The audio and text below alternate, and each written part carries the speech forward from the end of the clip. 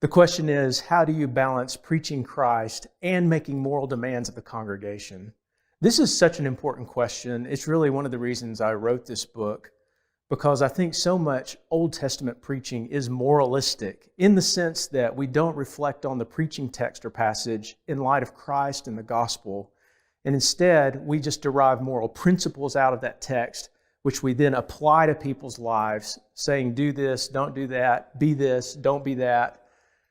And we really need to take that text to Jesus first to see how He fulfilled that text and how His life, death, and resurrection comes to bear on the application of that text for our lives.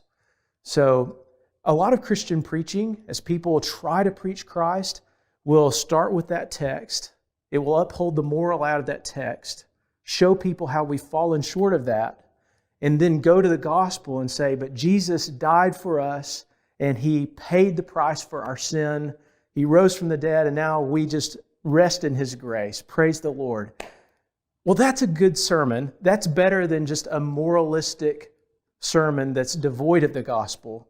But I think we still need to, in preaching Christ, circle back around to the text after we've celebrated the atoning work of Jesus and say, now, in light of the grace of Jesus Christ, in light of His death and resurrection, in light of the fact that we're justified before the Father in Him, how does this text demand obedience of us?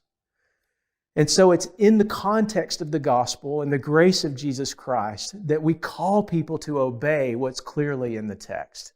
And now we're doing it in a context of a relationship with God through the Son, in which we are safe and secure. We're not working for our salvation, now we're working out our salvation. And that's an impetus to really go for obedience with our whole heart, because we're safe and secure in the work of Jesus.